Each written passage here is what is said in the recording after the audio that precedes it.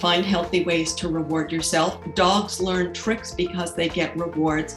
And the important thing is, if you give the dog a trick when it didn't do the reward and you say, oh, he tried hard, I'll give him the reward anyway. No, then the dog learns not to do the trick. You cannot give yourself the reward unless you do it.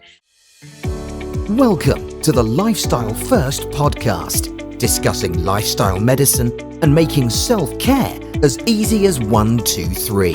And now your host, lifestyle medicine physician and coach, Dr. Alka Patel. Hi, hey, and hello, and welcome to Series 9, Episode 8 of the Lifestyle First podcast. Now, today we are zoning in on L for learning habits. And the one question that we're exploring is, how can I harness my brain's happy chemicals to create happy habits?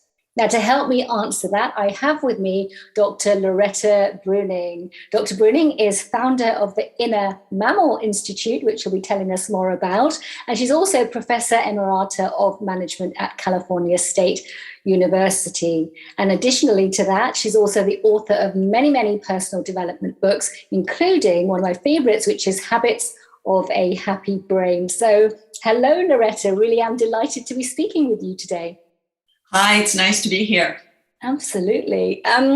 Now, where shall we start? I think we've heard it said quite often, haven't we, that our chemicals are what dictate us. And in particular, there's a group of chemicals that we often refer to as DOSE, D-O-S-E, dopamine, oxytocin, serotonin, and endorphins. So I'd love you to tell us a little bit more about this dose of happy chemicals that we seem to be governed by. Sure. So I started writing about this 10 years ago, before anyone else did, when I noticed that these brain chemicals are inherited from earlier animals. And when you know what they do in animals, you see just familiar responses. And the fascinating thing is that animals can't restrain or second guess their responses. So they can't say, I wasn't thinking that. Whereas we humans have a separate verbal brain that's not aware of what our mammal brain is doing. So our happy chemicals flow for reasons that our verbal brain may not approve of, and they're not designed to flow all the time, because in the animal world, they turn on to reward you for action that promotes survival, and then they turn off because that's their job, is to only turn on when you need that motivating push.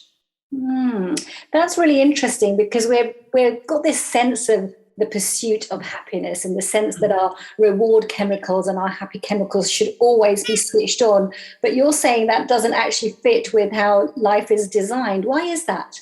Because each of the happy chemicals evolved to motivate behavior when you have an opportunity to meet a survival need.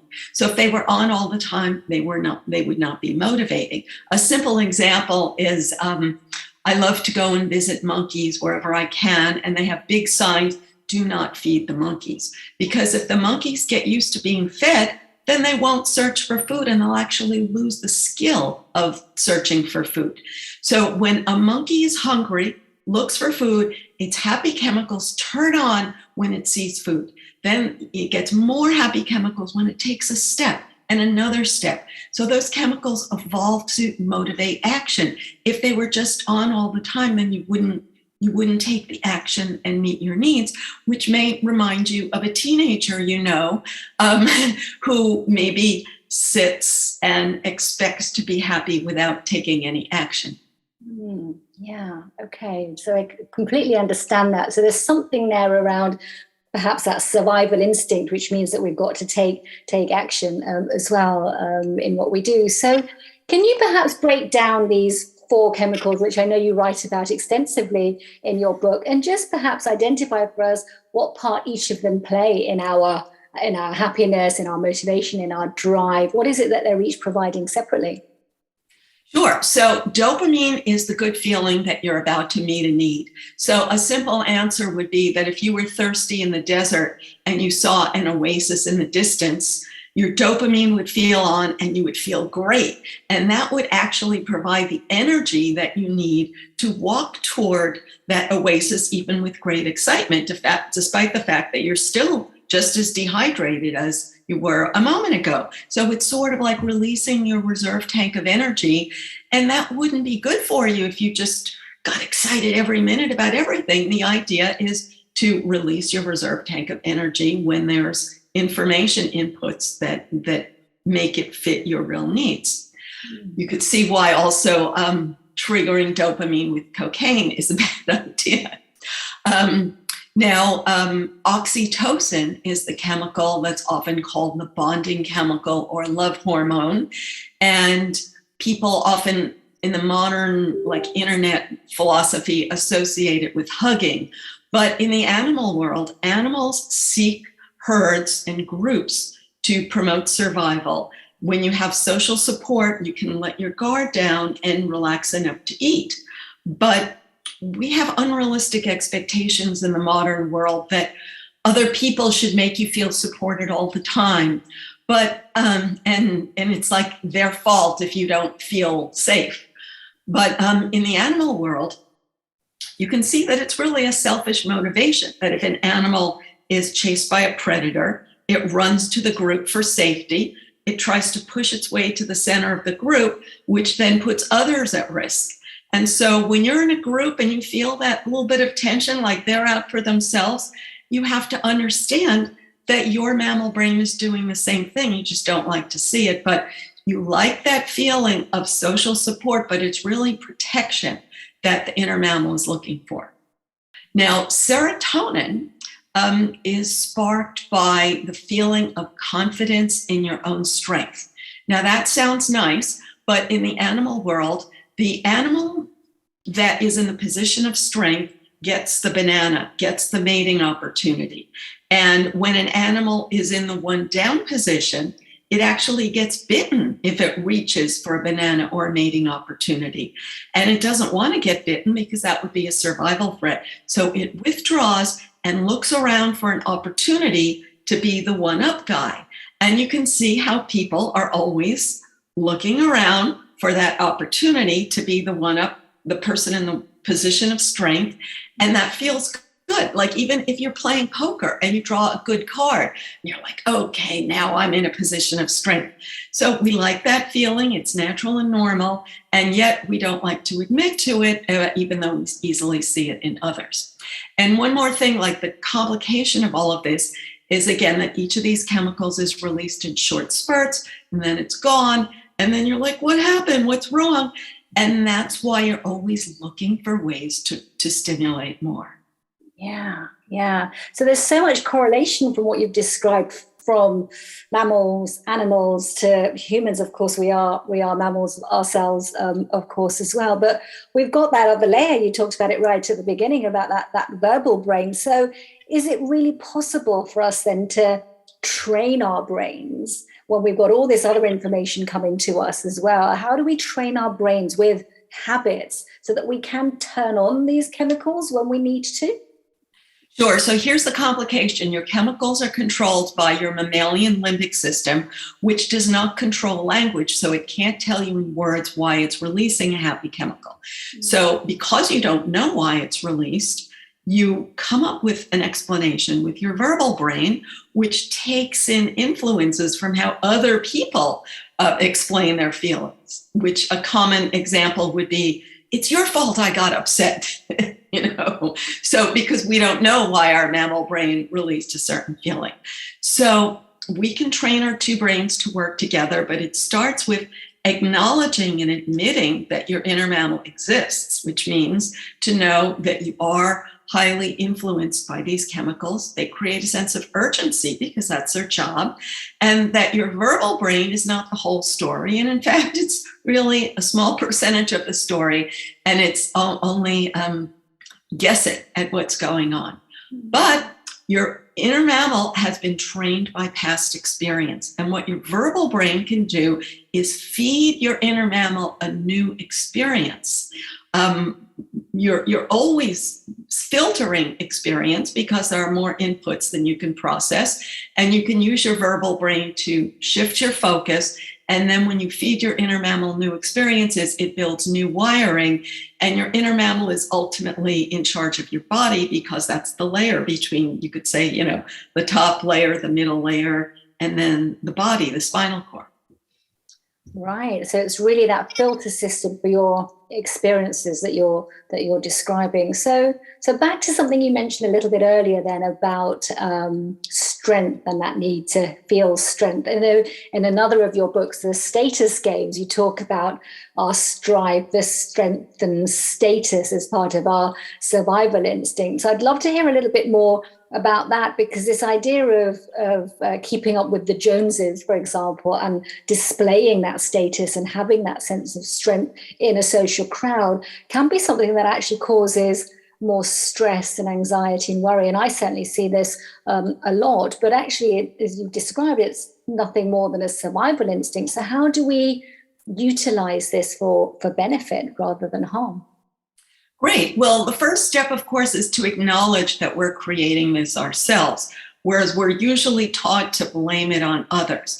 It's the world's fault that I care so much about my own status. It's other people's fault for putting me down or for making this focus on status. So we have to start by saying this is something that mammals naturally do. And this has been known for over a century. It's been observed by biologists that animals have social hierarchies. Not saying they should, but they do.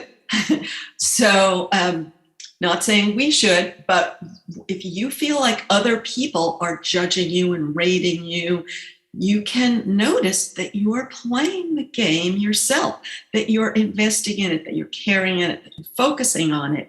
And once you're aware of that, then you have the power to redirect your thoughts. Because when you think the world is forcing it on you, then you're just like a powerless victim of it.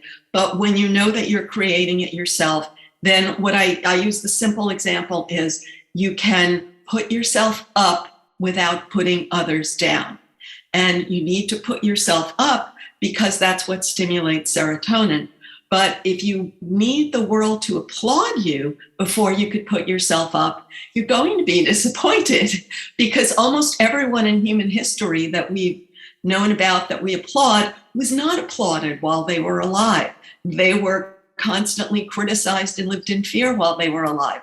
So if you want to be happy and don't want to feel criticized and lived in fear, you have to take responsibility for this mechanism that you've inherited.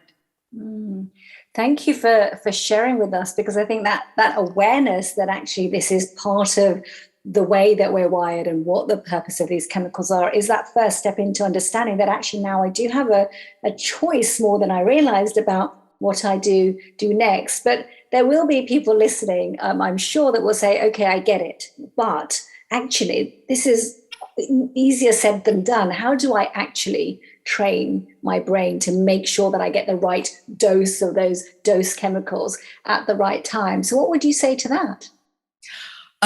In one word, the answer is repetition. So repetition is what builds neural pathways. Now, the simplest analogy is with the way we learn language. So no baby is born speaking any language, but every baby learns a language from repetition. And when you're young, you have much more neuroplasticity, so neural pathways build easily, which is why it seems like you learned your native language effortlessly. But if you try to learn another language today, it takes a tremendous amount of repetition. Mm-hmm. So our emotional pathways are the same. Every young child learns what to be happy about, what to be sad about, how to manage their emotional responses in different situations. It's just a network of pathways that are myelinated in youth, just like language. And so we can learn new emotional responses just the way we learn a new foreign language. And of course, people learn new foreign languages every day. And yet it's something that, as you said, is like people think, oh, that sounds hard. And that's the basis of habits, isn't it? Is repetition. And as you say, you're creating those pathways and those new channels. And now, here is your lifestyle first prescription. your 3 activating actions to take you from knowing to doing. So, wonderful. That's really useful to hear. So can you leave us, Loretta, then with 3 actions on this this very thing that we've been discussing? How can we actually take action to harness those chemicals that you've talked about to create those habits? Give us 3 things that we can do. Sure. So first, break your big challenges into small chunks. Don't expect to completely rewire yourself all at once, but try to focus on one very specific new behavior. Don't focus on the behavior you don't want, but focus on the behavior you want in substitute for that, and make it small enough that you can start doing it right now. Then reward yourself for doing that behavior. Find healthy ways to reward yourself. Dogs learn tricks because they get rewards. And the important thing is, if you give the dog a trick when it didn't do the reward and you say, oh, he tried hard, I'll give him the reward anyway. No, then the dog learns not to do the trick. You cannot give yourself the reward unless you do it. And so if you don't want to reward yourself with cookies all the time, here's a simple way I often use is give yourself a reward of watching a movie for 10 minutes. And when you give yourself that short challenge in the next few minutes, something small that you could do, watch a movie for 10 minutes and then stop. And then you can't wait to get back to the movie. So then you could give yourself a lot of these small rewards throughout the day, every time you do that thing that you want to do. And finally, give yourself a short-term goal, a long-term goal, and a middle-term goal, because your dopamine is only stimulated when you move closer to a goal. And many people have learned these impossibly high goals, like I want to be a rock star. And then as soon as your brain sees that you're not getting closer to the goal, it stops giving you dopamine. But if you make a small goal, then you're getting a little bit of dopamine all the time. So we can't control our progress sometimes because there are obstacles. But if you have 3 different goals, then you can shift between one and another so that you can always be moving forward.